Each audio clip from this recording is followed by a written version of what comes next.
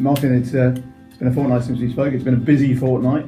Been a busy week this week. We started off on Monday night with the Year 11 prom. Yeah, it certainly has been a busy fortnight, hasn't it? I know lots of schools found reasons not to do the prom in Year 11. We went ahead with ours, albeit delayed. And, I can't thank the staff enough, really. The number of staff that did turn out on the night was fantastic, and the students went and had a great time. So it's a nice way of finishing off their Year 11, even though the bulk of those students are now Year 12 students with us. But I think they appreciated it. Sorry, it was a good way to finish what was an extremely terrible year. It sort of rounded it off, gave it a bit of closure, maybe. Yeah, we've talked before, haven't we, about how difficult it was for that particular cohort, but they've showed incredible resilience. So it was a nice way of them being rewarded, I think. We've got some pictures which we'll be putting up on our social soon, but so people can see just what a good time they had. Good. At the other end of the scale, Year 7, the new breed, as it were, the new term, they've had a busy time. They've been away, apart from other things. We're delighted with the Year 7s, I have to say. We noticed a real difference a year ago on transition. It took us a while to get Year 7 settled because they missed out on the primary bit at the end.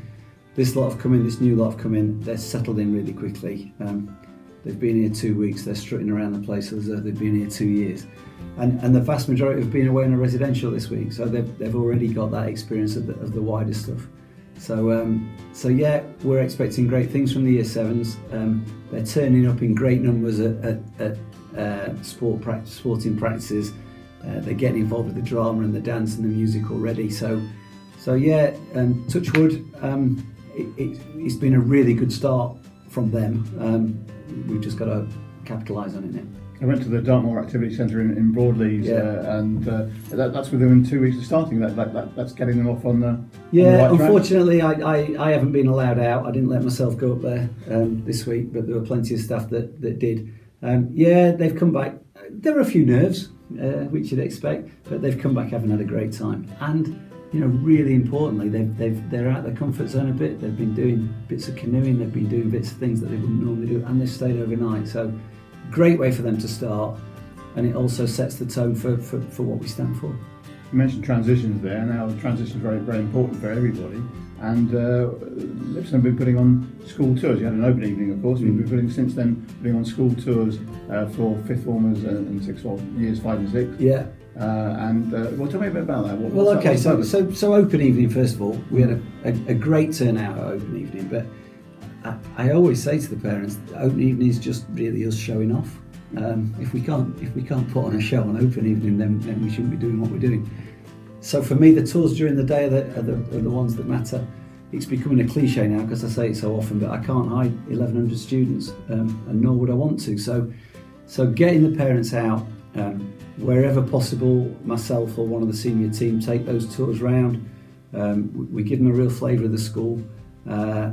But again, like everything here, it takes on a life of its own. I only steer them towards the door, and before I know where I am, the science teachers invite them in and they're taking part in an experiment. So those tours are great. I've noticed a difference this year, which is really pleasing. So first and foremost, Lipson serves its community, and I take that role, as I've said before, very seriously.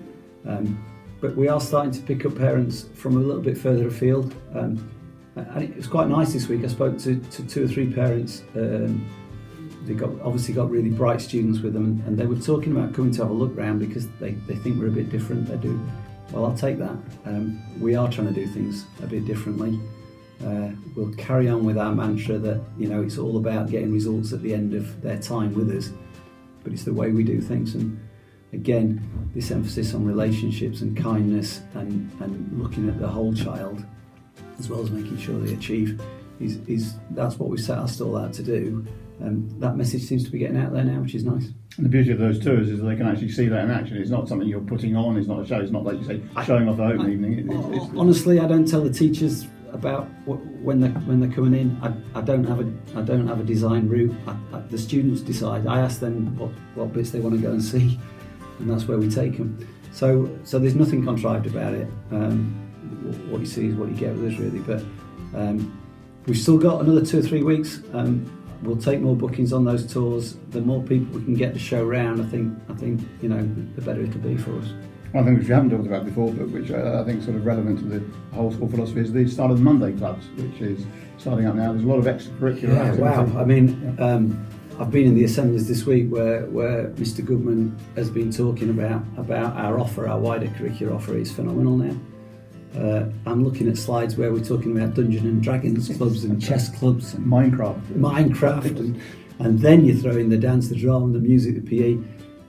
It's a phenomenal offer now, and we've given staff the time for that. So we're saying, bring your talents into school, don't leave them at home. So we've got maths teachers taking rounders clubs. We've got a really broad range now. And the take up from the students, not surprisingly, has been phenomenal. So yeah, it's a welcome addition. We already did it. We do it well. We're just trying to do it even better. Okay. These little chats wouldn't be complete without a COVID update. Yeah, the big talk recently has been the vaccinations for 12 to 15-year-olds. What's the school's position on that? Is there a position on that? Yeah, there's a really clear position. All we're providing with the vaccines is a venue, and that's mandatory. We've been told we have to do that, so we're providing a venue. All the work, all the organisation, and crucially, anything around the consent of parents for students to have the vaccination is dealt with by Virgin Healthcare. I've been really impressed with the way that they've taken that on board, but I am crystal clear about the role of Lipson in that we're providing a sports hall, nothing more, nothing less. I don't have a position, I don't have an opinion on whether students should or shouldn't. The consent lies with the parents, and the consent is dealt with by Virgin Healthcare, not by us. That couldn't be clearer. Thank you. I hope so. Thank you.